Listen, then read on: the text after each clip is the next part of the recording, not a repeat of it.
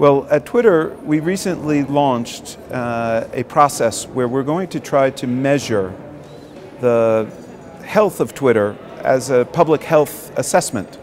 And so as part of that process, what we've done is we've asked researchers, think tanks, and academics to assist us in measuring Twitter against certain key criteria about public health, disinformation being an ailment to your health. So that we'll look at these criteria, we'll invite academics to help us refine them, and then we'll develop metrics to measure them. And we'll see whether the changes in rules or changes in product and mechanisms on the platform are making things better or falling short.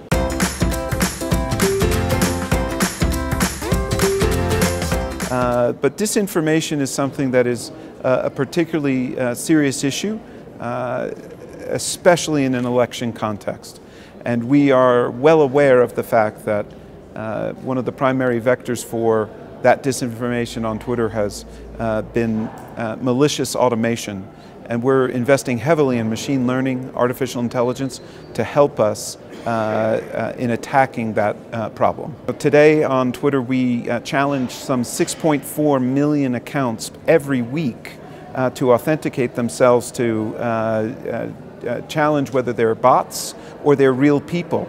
That 6.4 million a week number is 30% higher than it was 3 months ago. The other notable thing about that machine learning and technology investment that we're making is that we're not looking at the content of the tweets.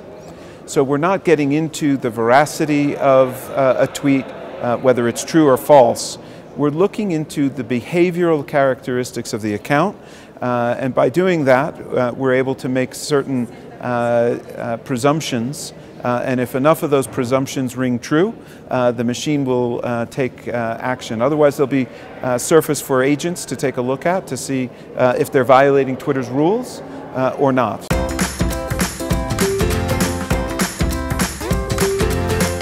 Well, one of the things that we're doing here in Mexico, in addition to working on the technology aspects of dealing with things that come on the platform, is we're also partnering with civil society. We're partnering with NGOs, both here in Mexico City and around the country, to work together in collaboration around trainings about the Twitter rules so that people are up to speed and they can educate their supporters and their followers about what is permissible and not permissible on Twitter.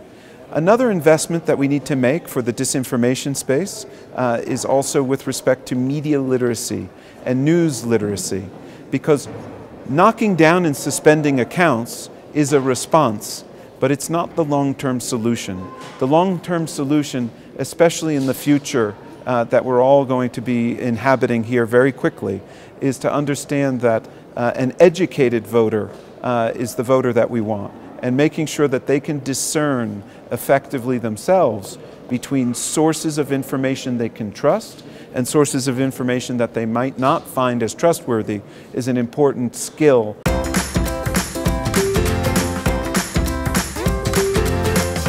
I think it's important because the INE has a particularly special and important role here in Mexico, and we're well aware of that. And to discharge that role effectively, INE needs to be communicating effectively with the citizens of the country. We're one of the premier vehicles for that type of communication. So we're prepared to work closely with INE to have open lines of communication for issues that arise during the course of the election. We're also well aware that INE is organizing 3 presidential level debates here in the country in April, May, and June. Those will be major marquee events on the campaign calendar coming up soon. And Twitter can be a wonderful vehicle for the live coverage of those kinds of events. We also have a branded emoji that will be launching also with INE, that will be around certain key hashtags here in the country that will help to organize conversation